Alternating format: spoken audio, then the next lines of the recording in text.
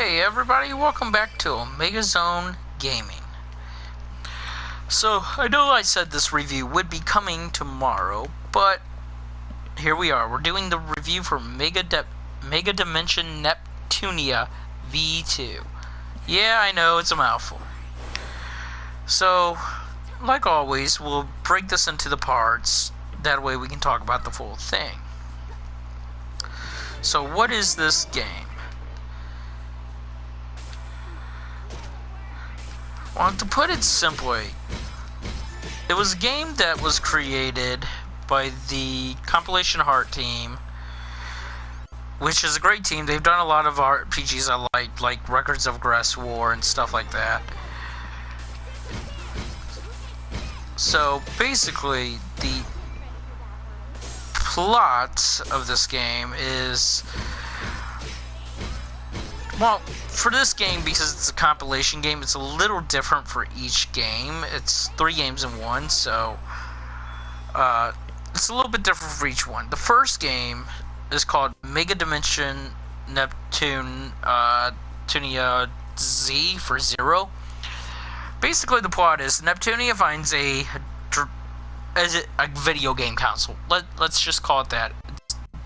Let's just call it what it is, though, in the context of the game.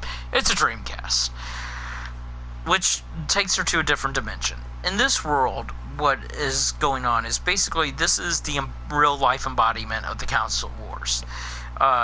In the first few games, you actually had the main characters vying for control by trying to kill each other. As of the more recent games, though, they found a more peaceful way to handle the situation, basically using us to determine which console is the best, where what they cleverly call shares in this world. So, Neptunia finds a Dreamcast, basically. I mean, it literally looks like a Dreamcast. And it takes her to a world called the Zero Dimension that's about to be destroyed.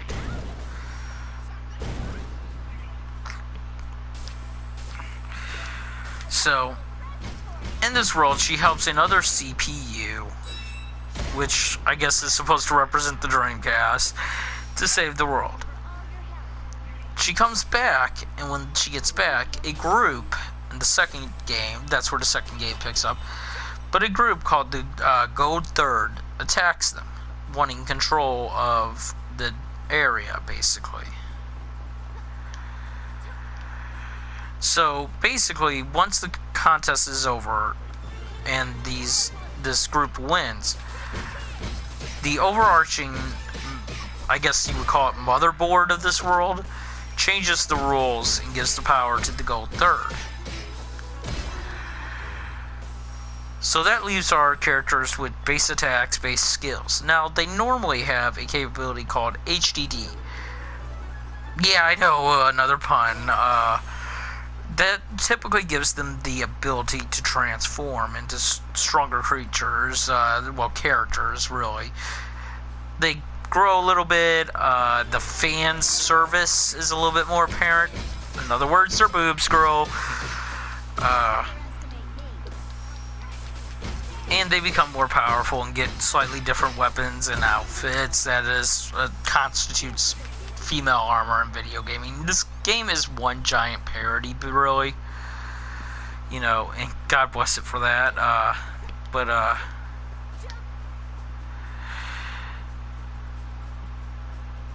On that note, the third story I have not actually played yet, so we won't talk about that too much.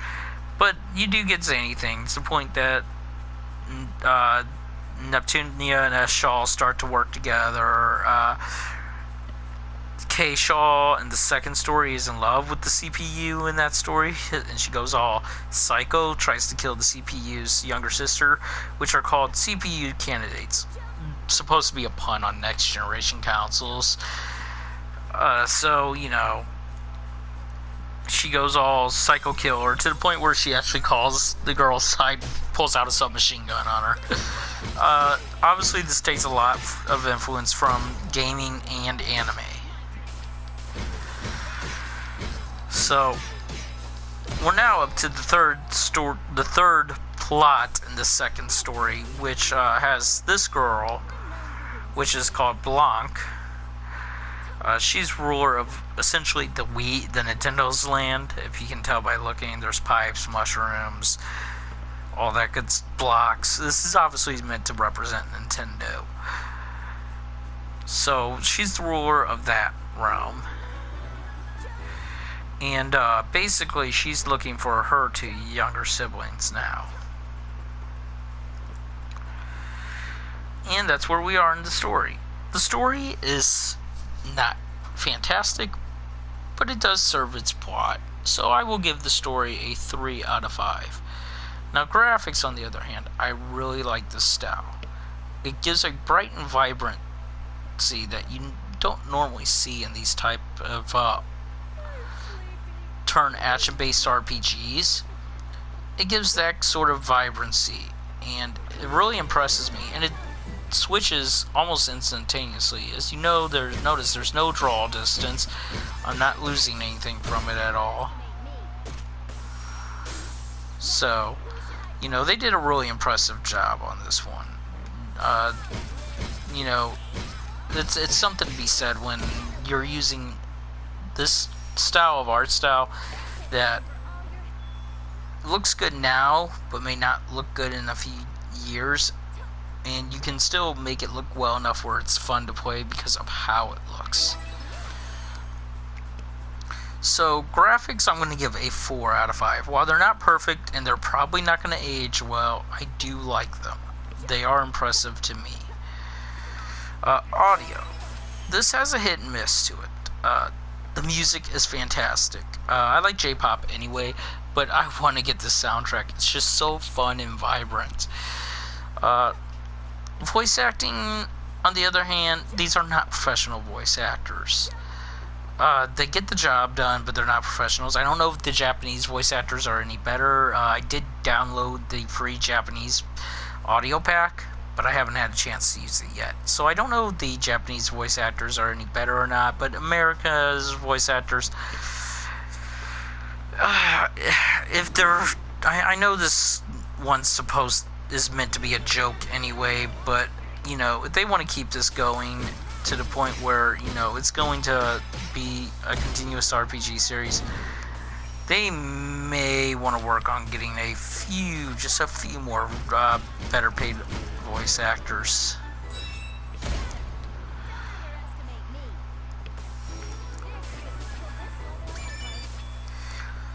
So, that being said, voice acting is okay, but nothing spectacular, nothing that's really going to, you know, blow you out of the water. I give audio, for this reason, a solid 3 out of 5. If the voice acting was just a little bit better, it would get that push right to a 4. It really would. Okay, so where do we go from here? Well, obviously the next place is combat. So what this game does is it takes combat features from several different titles, including Tales and Final Fantasy. You can sneak up behind an enemy and hit them, which launches a surprise attack. Then you move around on this grid-like area. As you can see, there's a little bar there that pretty much tells you what amount of distance you can move. This is your starting point, so that'll be when you're at the fullest. When you get as far as you can move, you'll stop moving and your bar will be empty. So there's a pseudo stamina bar. You also have a speed gauge at the top, like in Final Fantasy X, which determines your place in line. An EXE drive gauge, which, when you have the powers, will give you those extra forms I talked about earlier. You also have defend, attack, a command bar, escape, which I think you have to be in a certain area to escape. But commands, you have skills, items, switch if you had another character, and if I could use the HDD would be there. Now this is where it sort of picks up from Tales. So you choose a skill, and it goes into this animation here, which looks almost like a Tales special skill. Then you go to this bar, which is almost like a Final Fantasy mixed with Tales a little bit. To the point where Neptune will make a song reference that sounds a lot like the Final Fantasy Victory fanfare. So, also, when you do stuff like surprising attacks and stuff like that, you can also get SP bonuses and HP bonuses and strength bonuses. As you can see, I use combos when actually attacking. I chose all X's because it's the quickest. That's the only reason why I did it. Then you have your menu system, which is a typical RPG. You have your item, tools, weapons, armor, game disc, outfits, attachments, all that good stuff. Skills, those are your special skills. That's your C skills for your first transforming, and coupling skills when you couple two characters together. That's another unique thing. You can actually have two characters together for special skills. F skills are formation skills. So when you have multiple characters, 2 or 3, you can actually create a line with them and do these special skills. You have a combo system, which you can go in here and basically assign combos up to 5 anywhere you want to on this. Each character also only has a standard skill, so your first attack in her case will always be a power attack, but then you can change it to a rush or a standard or keep it a power. Equipment. Every equipment changes based on what it is, and you have some zany ones like this seismic cat punch thing, which I may use.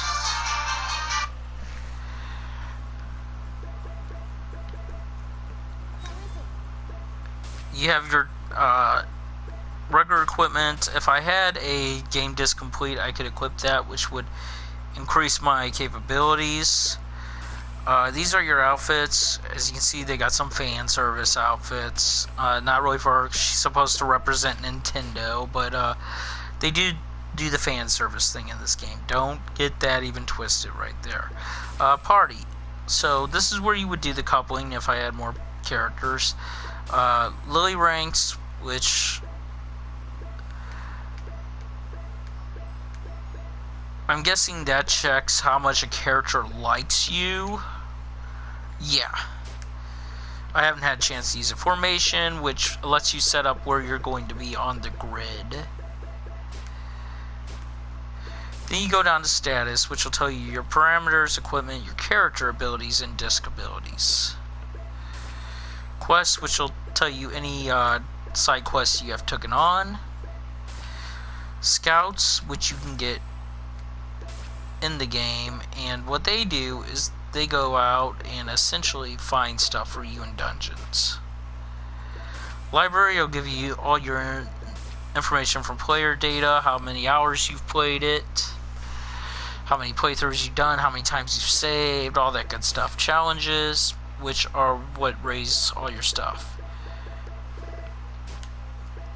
Enemy info, which will give you a nice picture on all the enemies and show you basically their stats. Facility info, which will tell you all the different areas you've been and what those areas look like. Character info, which tells you about all the main characters. Nepopedia, which is basically just for people who have never played a Hyper or Megadimension Neptunia game before. This will give you the run of the world, which is called game industry, ironically enough. And then to help, if you need any, need to learn how to use your controls, you can go in and check those out. Then you have your system, which is loading, configuring, and title when you're in a dungeon. Save will also appear outside of dungeons. So, that being said, I really love this combat system. For me, it gets easily a 5 out of 5. So we had a 3 out of 5 for the story, a 4 out of 5 for graphics, a 3 out of 5 for audio, and a 5 out of 5 for gameplay. The combat and everything within the game is fun, so gameplay gets a 5 out of 5. So, altogether, in my opinion, what is this game's final review score? For me, Megadimension Neptunia V2 is a 4 out of 5. I give it, for the most part, my seal of purchase. Especially if you can find it like I found it. If you can find it for $30, pick it up instantly. Don't even dabble around it. Don't dance around it. Just, if you can get it for, like I did on a PlayStation sale for $30, or you can find it at like GameStop for $30, grab it. It's worth $30, definitely. You get 3 games. They're fun turn action based RPGs, and it'll be a holdover for Persona 5. So now that we're done with that, I will be telling you my next review will be another game I didn't get to review last year. My next review will be on Call of Duty Modern Warfare Remastered. I got a lot to say about it. As you know, it made it into my top 10 games of 2016, and I will tell you why in that review. I gave a little example why, and then we will go ahead and do No Man's Sky, followed by the Assassin's Creed Ezio Collection. Those ought to plow us through until Kingdom Hearts 2.8. If not, I'll find other stuff to do, whether it's, you know, live streaming and posting those up. The level 1 run for Final Fantasy 15 will obviously continue. Maybe I'll do a couple strategy guides for Final Fantasy 10-10-2 HD, a couple more strategy guides for 15, telling you how to get some of the better equipment. We'll figure out secondary videos as well. There'll also be more news, rant story time videos coming, and I think before the end of this month we will be starting the creepypasta segment. I still got to figure out a name, but I want to thank anybody who watches, and of course, like always, like, comment, subscribe, hit that little bell to be notified when there's new content coming. And until next time, this is Omega Zone Gaming, and I am out.